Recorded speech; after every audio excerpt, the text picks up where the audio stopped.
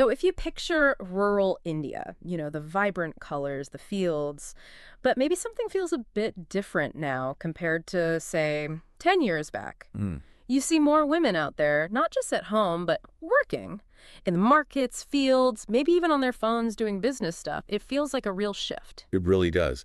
And that visual change, it lines up perfectly with the numbers we're seeing. We're talking about the female labor force participation rate, the FLFPR. It's gone up noticeably. FLFPR. Yeah. And it's complicated.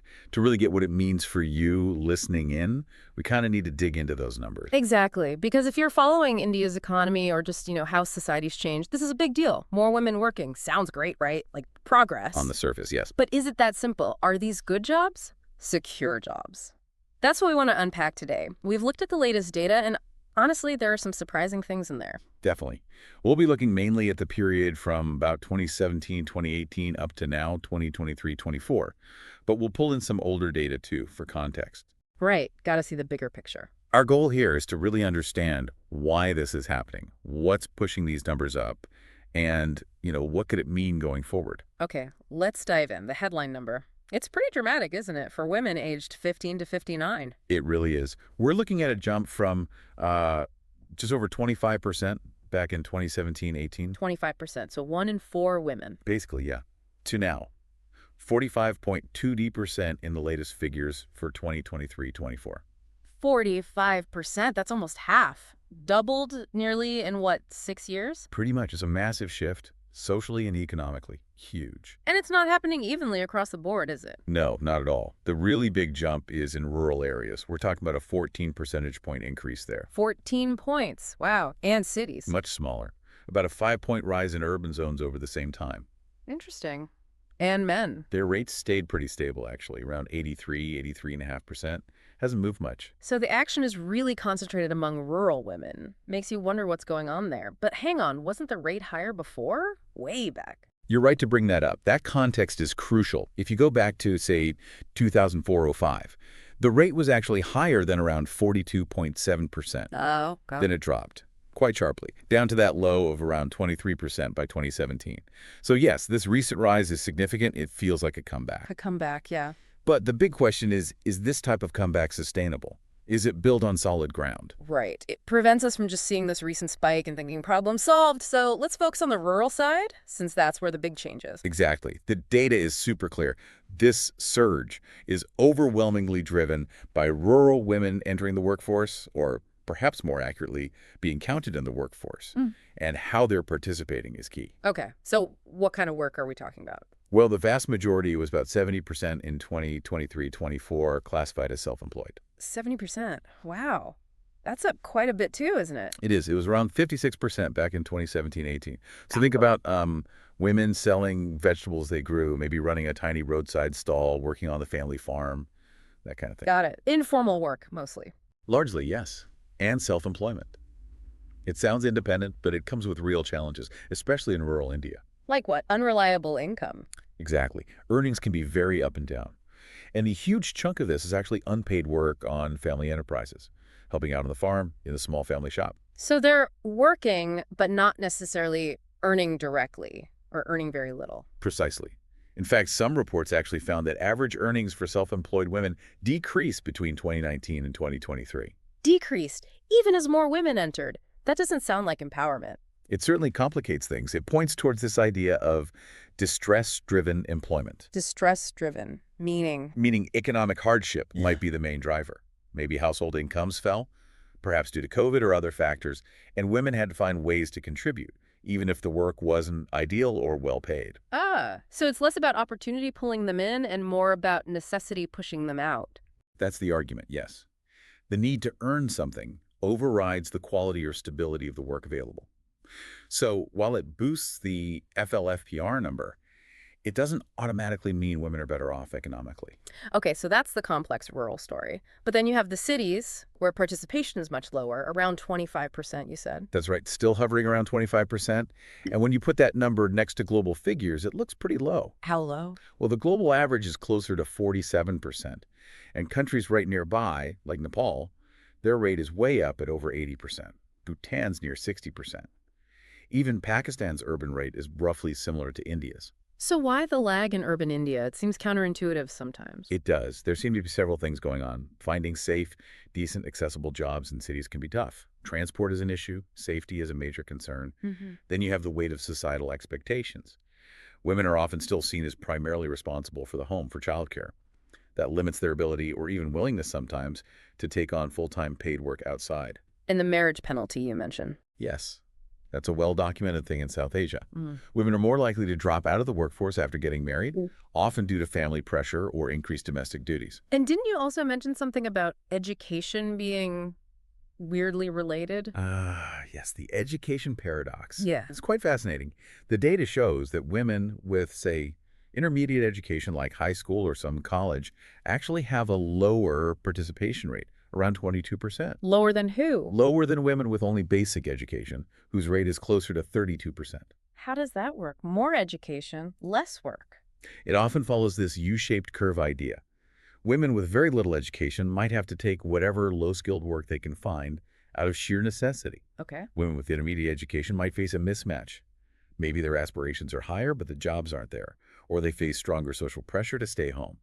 Or maybe the jobs available don't pay enough to justify childcare costs, for example. Right. It's often women with higher education who eventually manage to re-enter the workforce in better, more skilled roles. But even then, it can take time, and they face barriers. Which brings us neatly to the elephant in the room, really, patriarchy. Those deep-rooted social norms. You absolutely cannot discuss women's work in India without talking about patriarchy. It shapes everything. Views on whether women should work, what kind of work is acceptable. And the pay gap, too, presumably. Definitely. A recent World Bank report highlighted women earning something like 58% of what men earn. That's partly down to the types of jobs, but also bias. And this idea that housework is the woman's primary job persists. And that's everywhere, right? Not just rural. Oh, yes. Urban, rural, across different castes, different classes. These norms are pervasive. And things like early marriage, that still happens. It does, especially rurally, though the average age is rising slowly. And while fertility rates have come down significantly historically, the expectation of raising multiple children heavily influenced women's ability to pursue long-term careers. Plus, safety. We touched on it, but the fear of harassment going to work or at work, that's a huge barrier. A massive one. And then there's all the unpaid work. Cooking, cleaning, childcare, elder care, helping in the family business. It's often invisible. Invisible how? It's not counted in GDP, often not in labor statistics. A Time Use survey back in 2019 showed women spend vastly more hours on unpaid activities than men. Significantly more, especially in urban areas, actually. Right, so they might be working incredibly hard, just not in ways that get officially recognized or paid. Precisely. Which makes understanding their true economic contribution and the pressures they face even harder. So we've got this rising FLFPR, mainly rural, mainly self-employment, and this big debate. Is it progress or is it distress? That's the crux of it. The distress camp points to that rise in self-employment happening alongside falling average earnings for those women. That suggests need, not opportunity. Okay, what's the other side? The structural shifts argument. That side suggests other things are happening. Maybe men are leaving agriculture for construction or services, opening up space. Potentially. Maybe labor reforms, however patchy, are having some effect. Financial inclusion, more bank accounts, the digital boom, all these could be enabling some women to enter the workforce more formally. But you also said many of the new jobs aren't great. That's the caveat. Yes, there might be structural shifts, but many of the jobs appearing, especially those accessible to women entering now, are low skill and low pay. So maybe a bit of both distress and structure, but the distress part feels quite strong right now. I think the evidence, particularly the earnings data alongside the self-employment spike, leans heavily towards distress being a major factor in this recent surge.